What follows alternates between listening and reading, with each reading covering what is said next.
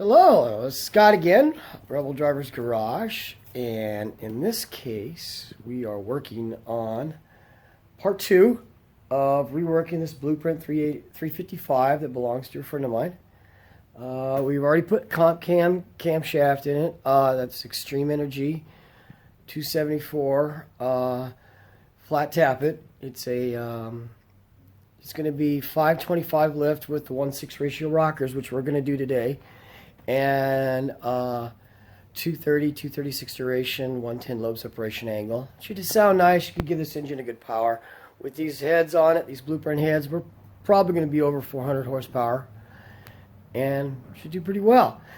Then we're going to do intake, rocker studs, intake manifold and carburetors, distributor, rocker studs, lifters, guide plates, rocker arms, and I'll be showing you everything along the way. We had to do some backing up last time when we thought we were on top dead center when we put the camshaft in and put the timing set on, but discovered when we put the fuel pump on, it was not on top dead center, so we had to take the oil pan and timing cover off, readjust it, and you'll see in here that what we're going to do is we're going to double check that before we go farther. I'm actually going to double check that, put the lifters in, put the rocker studs and guide plates on, and then start adjusting the valves. And if this thing's on top dead center, then neither one of the rockers should be open. If it's a 180 out like it was, like I think it was, then we're going to have a problem. And then, this is why I'm going to be double checking here. So follow along, and my friend John and his daughter Taylor is coming along pretty soon, and they'll be here in a little bit, and you'll see them in the background. You'll probably hear them talking, and I'll catch them on camera a few times too. They try to hide from the camera, but I get them. So the first thing we're going to do is put the higher comp cams lifters in. They come in a nice little lifter box. I hosed them down with mineral spirits or brake clean to clean them off, make sure there's no dirt or muck on them. I like to let them air dry rather than wipe them off with a towel because it gets lint all over them. And we're using this Iski Rev Lube stuff. I like this stuff for an engine that's going to sit a while because it'll stay on the lifter. It won't drip off like some of the other stuff does. Alright. It's real simple. You just dip it in there and shove it in the lifter bore. Like that. Oops. I missed it. Sorry. There we go. Into the lifter bore.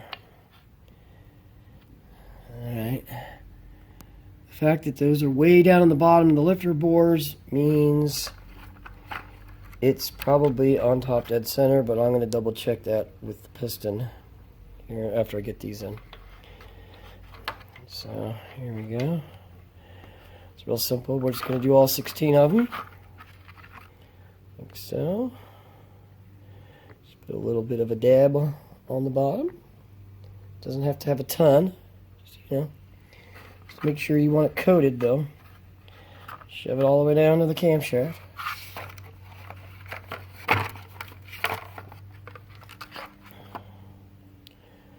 Like so. And we're going to continue to doing this on all 16.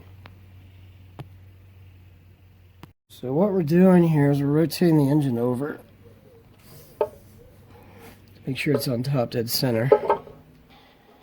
And using the old crescent wrench on the crankshaft.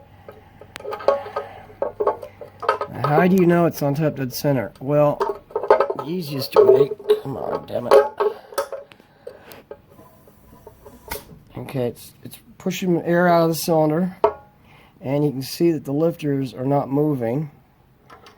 Oops, went a little too far. The lifters are not moving, so it is on top dead center. And we'll double check that when we adjust the rocker arms. But see, the lifters are way down on the bores. I pushed air out of the cylinder. It means the lifters are on the heel of the camshaft lobe. on both of them on this number 1 cylinder, and that means it's on top dead center and the camshaft is in the correct position. Otherwise, if one of these was up, then I know I had the camshaft 180 degrees out, and that would be bad. So what we're doing, if you go back over here on the side, I put the exhaust side rocker studs in with my fingers here just to get the guide plates and stuff in. You can see here, but the intake side is drilled and tapped all the way through to the intake ports. So we're using, this is ARP thread sealer, and good. Alright. If you don't do this, you'll end up with a mystery oil burning situation, which is not cool. You'll be trying to figure out why you're burning oil. And what it'll do is it'll actually pull oil right off from underneath the rocker arms, and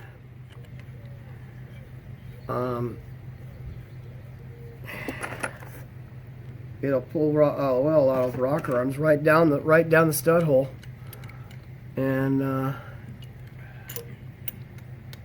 so it'll basically just drip right down into the cylinder. Yep, and you'll burn it. Yeah.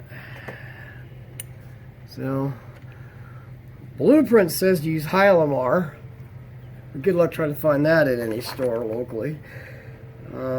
This is ARP thread sealer. This is the same stuff that you would use on like their cylinder head bolts and studs and stuff. It's about $10 for that tube. This is kind of granular looking compared to like something like Loctite 565, which is another thread sealer that's really popular. This has kind of got like more of a granular texture to it. If you look at it closely here. It's kind of, yeah, it's kind of grainy, isn't it? Yeah, kind of grainy. I don't know what's in it, but a tube of this seems to last forever. I used the same tube I bought years ago, and it lasted me through like 4 or 5 engine builds. So, which is kind of cool.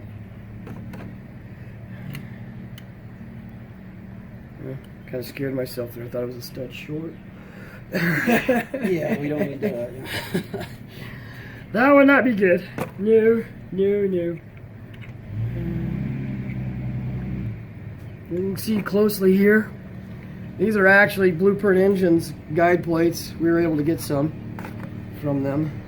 Yeah, those add about 10 horsepower per plate. So, yep, you know, 10 horsepower per plate. That's what they are. No. Hey, we know they work. They make them for these heads, and we know they fit. So Comp Cams has guide plates that work just fine on these as well. Crane, a bunch of other people. All right, now I'm gonna zip down these ties, just get them snug, and then we're gonna torque them down. Oops. We got what we're doing here. We got the push rods in, and we're lining up the guide plates. So we're lining up the guide plates here. So I'm going to bring the camera up over here so you can see this. So I'm using 2 rocker arms here. Make sure that they're centered on the valve, and before I snug down the rocker studs. All I'm doing right now is just snugging them, so the guide plate doesn't move. Like that.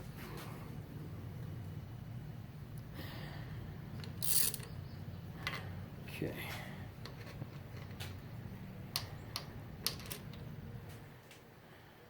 These don't really need a lot of adjustment. They're pretty close.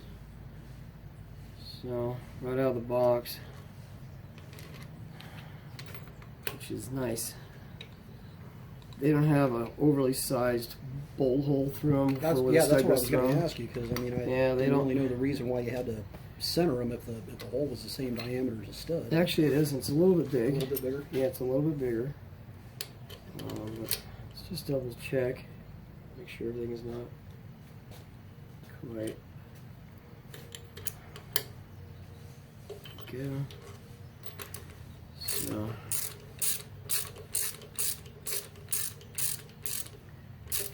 okay. Rocker arms in there for a second. Grab the torque wrench. 45 foot-pounds, okay? So,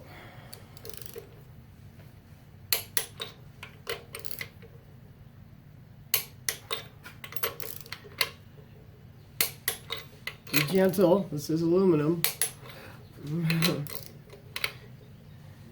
This is one of those things where you don't want to go gorilla.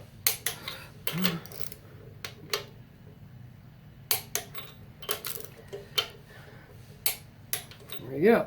All set. Now we just got to do the other side closest to Taylor here with the camera. Make sure you're not upset with your wife or your significant other. Okay, so we're installing the balancer next. You can slide it on a little bit, but the thing to do is you use a proper balancer installation tool that you use a hammer and a wooden block. Don't cry when your engine loses its thrust bearing. It starts knocking 5 minutes after you start it. So what we're doing is just putting this on.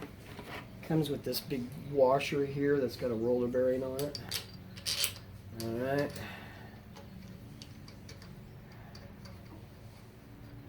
That.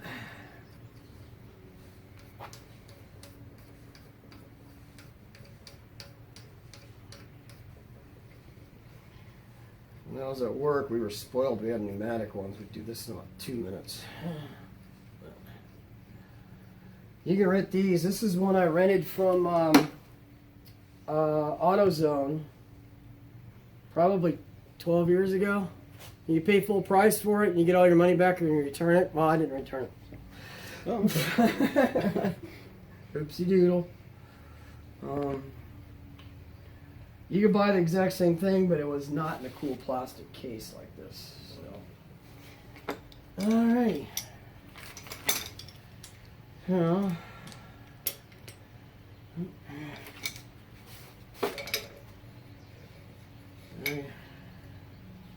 so you just go. I put a little bit of grease on the inside of the balancer. Chevys are a press fit. They do not just slide on. Alright, that's why you do not ever hammer them on, because all you're doing is hammering your crank right into your thrust bearing, which is the last. The thrust bearing on a Chevy is the last bearing on the last main cap.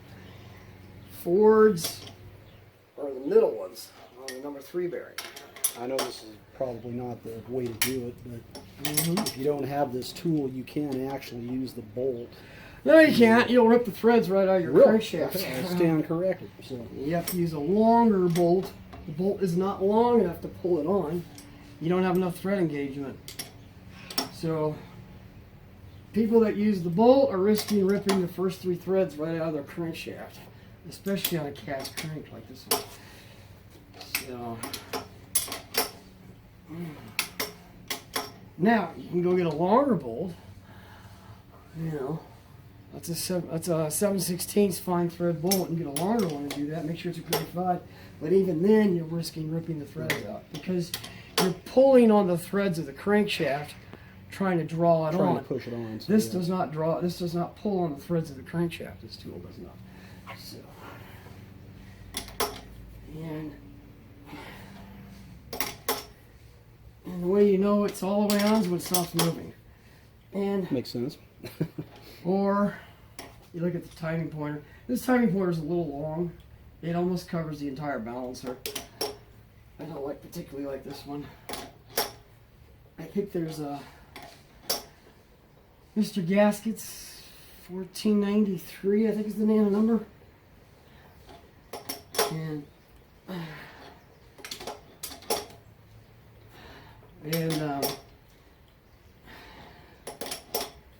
Mr. Gaskets 1493 is actually, it looks just like this, except it's much shorter. It only goes to about there. And doesn't cover. That's why I have these yellow marks on the balancer. Oh, Make so it you easier still to use see. that, yeah. You know, turn it.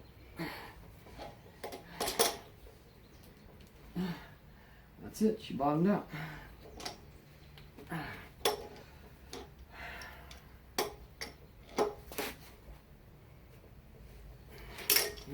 Yep.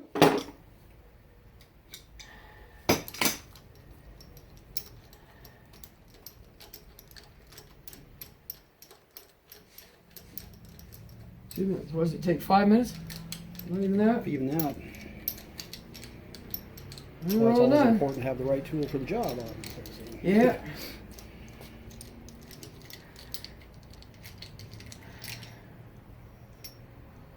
Now we need to get Loctite for the bolt. Oh, you got it there? Okay, just put some on the thread. I'll put this away.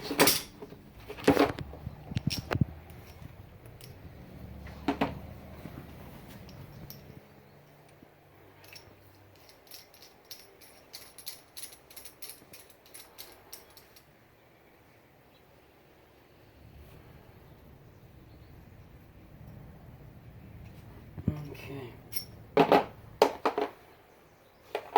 Go down to your local parts store, O'Reilly's, AutoZone, Napa.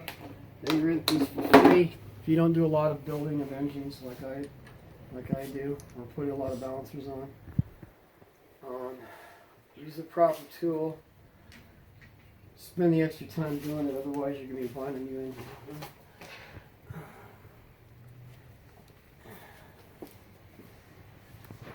Okay, so oops. Right. I put the torque wrench in a little bit early. Chevys are 65 foot-pounds.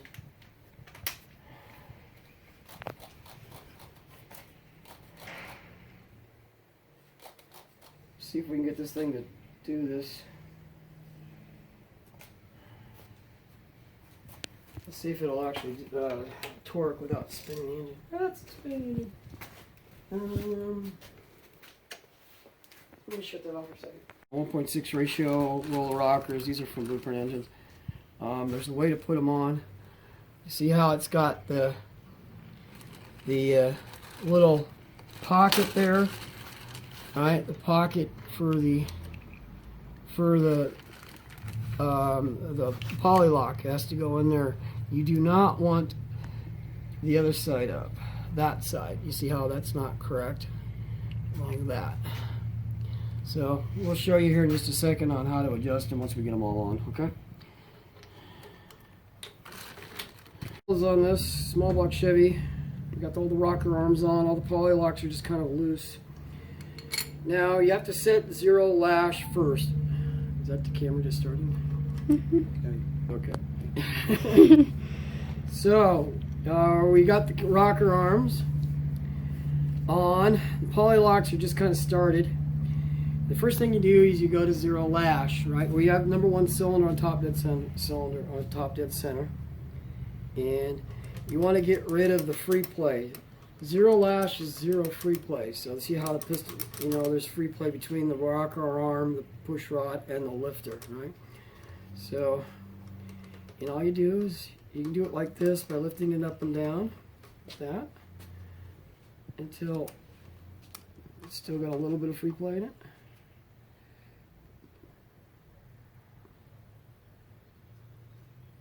Like that. Or there's the other way you can do it, is you can spin the push rod, alright? And as soon as you feel it's drag at all, then it doesn't have any up and down free play yet either. See? And then I'll do both of these first, get rid of the zero lash on both of these. I don't even look at it when I'm doing it. I do this all by feel. So I don't even look off and do this with my eyes closed because I want to feel it. Really can't see what you're doing anyways. So okay, they're both on zero lash. Comp cams recommends about a half turn past zero lash, so we're going to turn them both half turn, like so. And we're going to tighten the poly lock. Same thing for a standard rocker too, isn't it? Zero lash and half turn. Yeah, it doesn't matter what kind of rocker arm is on it. You're setting the preload of the lifter actually. People say you're adjusting the valves. People call it Some people call it adjusting the rockers, but in reality, you're really just adjusting the preload on the lifter. Cobb actually just suggests not pumping the lifters up with oil before doing this, because it can give you, it won't let the lifter go down, the plunger go down. So it's giving you a false reading on the Yeah, I give you a false reading. So okay, number one's done. Now, there's ways to do this. People often do intake opening, exhaust closing method, where when the intake is opening, you do the exhaust, and when the exhaust is closing, you do the intake. That takes forever. I don't like doing it. I just do it on when each cylinder's on top dead center.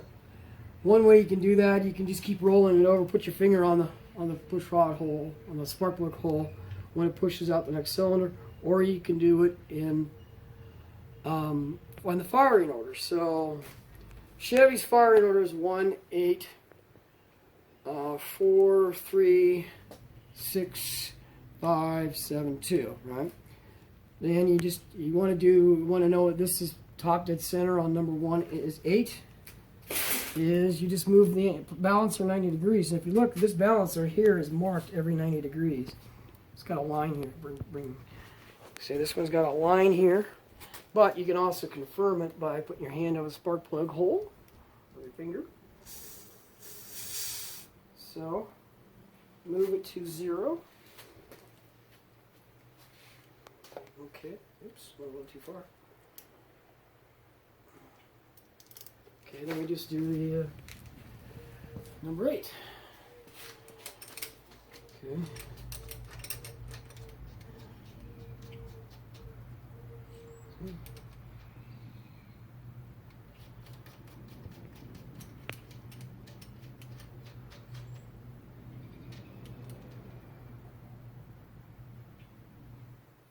Okay.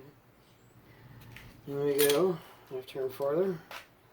And you can do the point, you see that point there at the top. You just turn it around so it's pointing straight down. Like that, point the same direction that way. That. And you take your Allen wrench. You can do it on the ratchet, or you can just do a T Allen, one of those T-bar style Allen wrenches.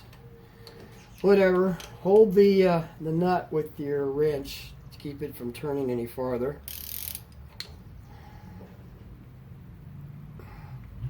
There you go. Now we're just going to do the other 6. Okay. Cut it off. Come on this side so you can see. Alright. Now over here. If you look on the intake rockers, how they're just tiny bit cockeyed on the intake rockers, that is normal. People always seem to freak out when they see that. I was going to ask you about that. The reason what happens is, well, you have a large intake runner. These are 195cc intake runners. So they're stagnant. Well, they're pushing the push rod a little bit off to the side. The push rod doesn't even touch the side of the head. A lot of people think, look down in there. It's not touching it. It may look like it, but this is actually normal. You'll actually see this in a lot of literature. Cylinder head companies' literature, they're showing a picture exactly like this, how the rocker arms are slightly cockeyed on the intake side because of the intake runner size. That's normal. What am I doing with a paint pen? Well, an autograph is work. No, yeah, I'm doing that. I am marking the push rods. When we start this flat tappet cam engine up, we're going to do it with the valve covers off. And we're going to let it idle for a minute. And we want to double check that every single one of these push rods is rotating. Because if the push rod is rotating, that means the lifter is rotating on the camshaft. You do not want to be doing a camshaft break-in if the lifter's not turning, because it'll destroy the camshaft. So the paint pen marks on the push rods make it easier to see. and you can see it really quickly that way. It's an engine builder trick there. So, got paint all over me. So when we first fire it up, we're going to fire it up with the valve covers off. We're going to let it idle for a little bit, for a couple minutes, which is fine. And we're going to take a look and make sure all these, because it's much easier to fix a lifter that ain't turning before you do a camshaft break-in and destroy the camshaft and the lifter. Then fill your engine full of metal. So that's good. Yeah, you got it. So these are Felpro 1206s. We only use the side gaskets that go on the heads. If you try to use the end rail gaskets, you're doing it wrong. It doesn't matter if it's a small block Chevy, small block Chrysler, or small block Ford. Do not use the end gaskets. Use a big thick bead of sealant instead. So what I'm going to do is this. I'm going to take my thing here, run it up the side here a little bit, and then a nice big thick bead.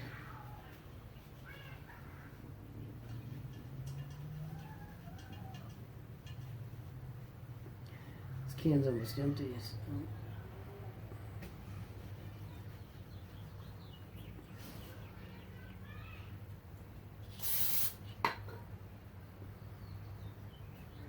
Make you run it up a little bit to there, a little bit there.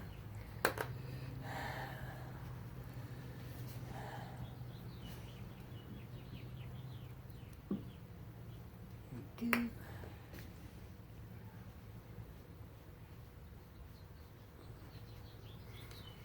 A little extra in the corners. That way it doesn't leak out of the corners.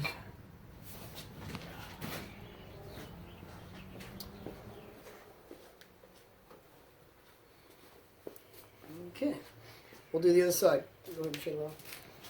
Close so you can see. Alright, so we have the gasket sealant on both rails, and we set the intake on. Make sure you clean the intake really good before you put it on. And just set it down.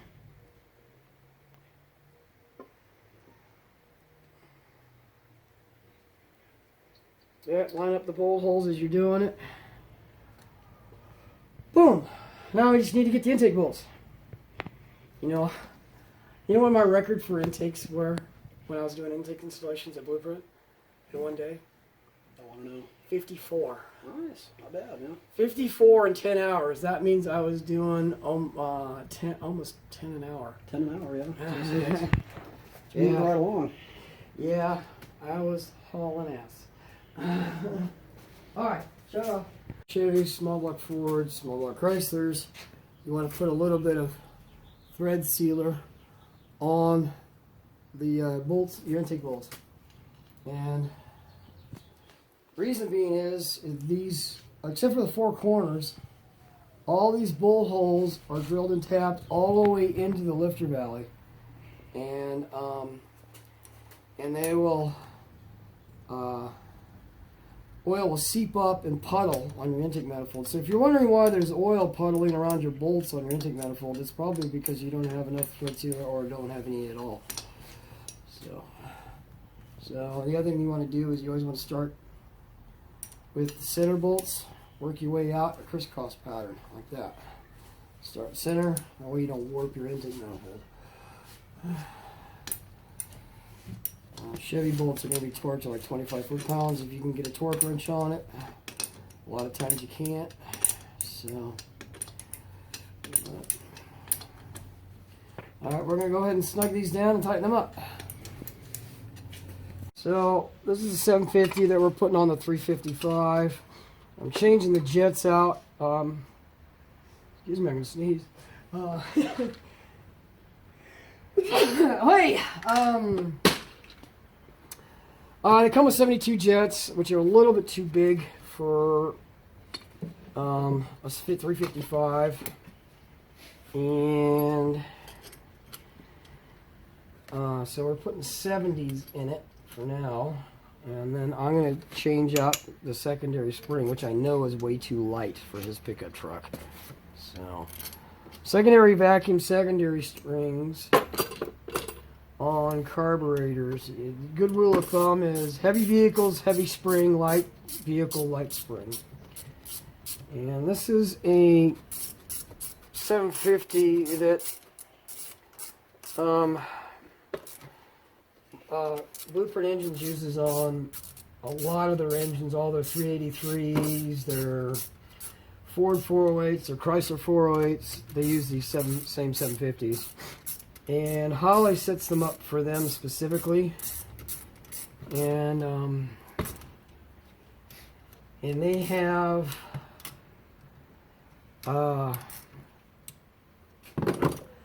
have super light secondary springs in them, so they'll open on the dyno.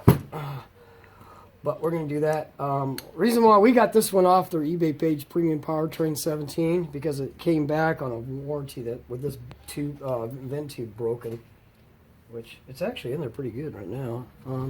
So say it might be all right. I'm going to probably JB weld it, and I'll do that in a minute. Yeah, just be on the safe side. Yeah, well, yeah, we don't want to suck it down the engine. That would suck. Sucking it down the engine would suck. Literally. Yeah. Okay. You can shut it off.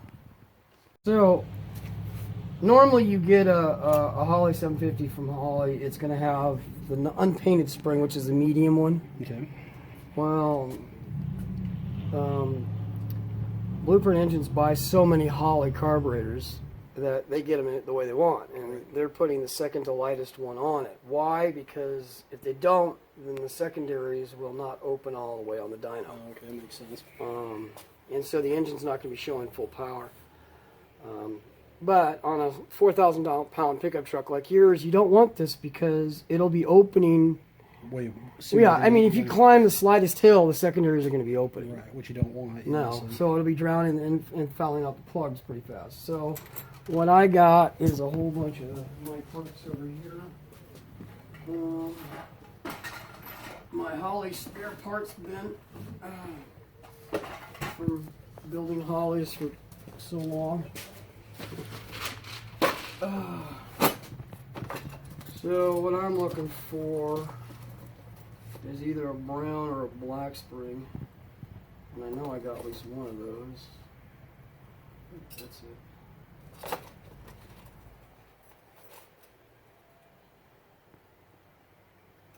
Okay, so you have this one here. See how light that is? Go ahead and test that. Just go ahead. Oh yeah, they're very much to that at all. Okay, try that one. Oh yeah, that's Much more stiffer. So the secondaries are going to be slower to open, which especially on a 355, which is what you want. You don't want them flopping open. If they flop open, you're going to be drowning the engine. So we'll put these on. All right, look at this. We are done. We got the carburetor on. We put a black weighted secondary spring in it because he's putting it in a 71 truck that weighs 4,000 pounds, so heavy spring. 70 jets in the front. He wants the velocity stack because he's going for a particular look on this engine. We have BluePrint Engines original dipstick, which is cool. Matches the BluePrint Engines wires. See, even says BluePrint right on the plug wires. I think Moroso makes these for him. Fuel pump is on, harmonic balancer is on, and the tall polished aluminum valve covers. And man, she looks good. I got an oil filter on there. We're just using a cheap Fram for the cam break-in for right now. Damn, John, really good looking. Looks amazing, man. What do you think, Taylor? Yeah, that looks really nice. Gonna look super sharp in your car. Well, we just need to get the headers for it and motor mounts, and we water pump, we stab it in. Yep. Cool.